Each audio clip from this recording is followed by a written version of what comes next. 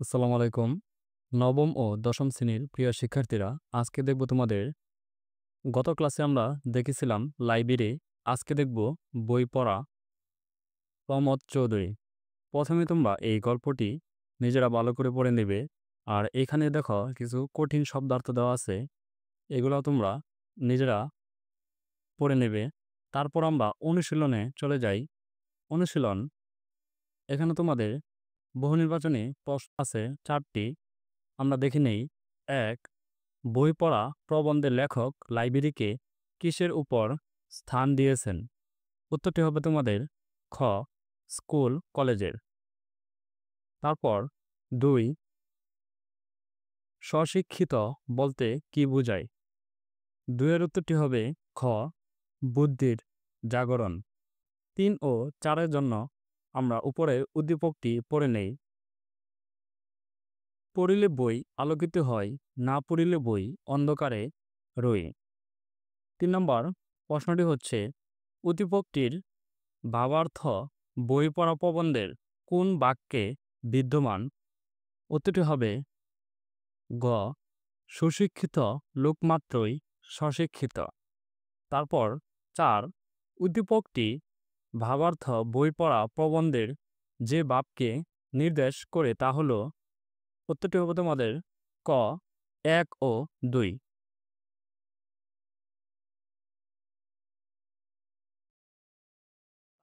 আমরা দেখে নেই তোমাদের সৃজনশীল প্রশ্ন তোমাদের দেওয়া আছে 4টি। 4টির জন্য আমরা উপরের উদ্দীপকটি পড়ে নেই, চলো। জাতীয় জীবনধারা গঙ্গা যমুনার মতোই 2 ধারায় প্রবাহিত। এক ধারার নাম আত্মরক্ষা বা স্বার্থপ্রসার, আরেক ধারার নাম আত্মপ্রকাশ বা পরমেত বুদ্ধি। একদিকে যুদ্ধ বিগ্রহ, মামলা ফেসাদ প্রভৃতি কদর্য দিক, অপরদিকে সাহিত্য, শিল্প, ধর্ম প্রভৃতি কল্যাণপ্রদ দিক।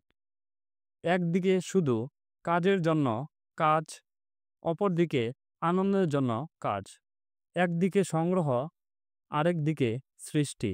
যে জাতি দ্বিতীয় দিকটির প্রতি উদাসীন থেকে শুধু প্রথম দিকটির সাধনা করে, সে জাতি কখনো উঁচু জীবনের অধিকারী হতে পারে না। আমরা পড়ে নিলাম। তোমাদের প্রথম প্রশ্ন হচ্ছে ক, বারেও ভাবনি অর্থ কি? চলো আমরা দেখে নেই। কয়ের উত্তরটি হবে বারেও ভাবনি অর্থ হলো রিক্ত বা শূন্য। তারপর আমরা ক্ষয়ের উত্তরটি দেখে নেই।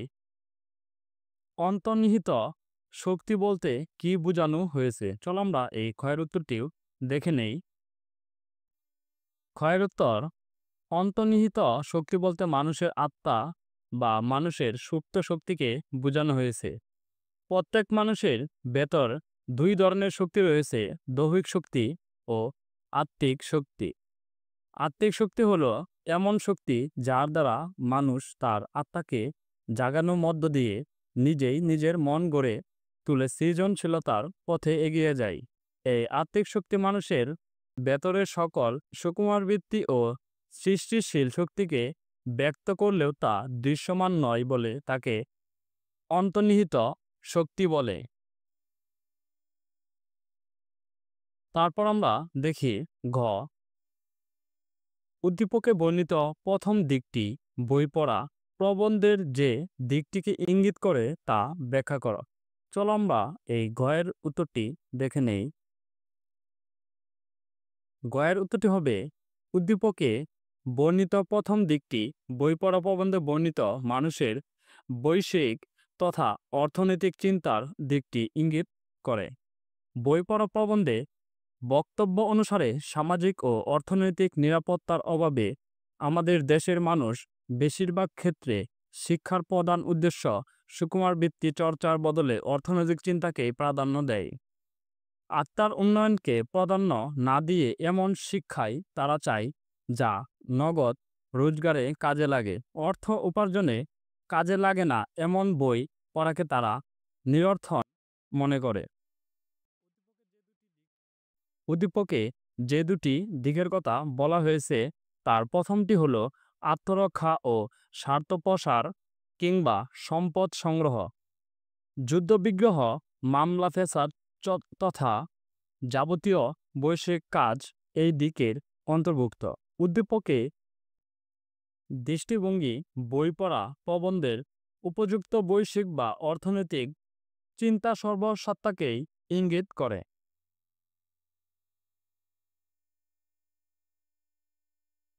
তারপর আমরা দেখে নেই ঘ। উদ্দীপকে ফরম্যাট বৃদ্ধির প্রতি যে গুরুত্ব দেওয়া হয়েছে তা বই পড়া প্রবন্ধের লেখকের মতকে সমর্থন করে। মন্তব্যটি বিচার করো। চলো আমরা এই ঘয়ের উত্তরটি দেখে নেই।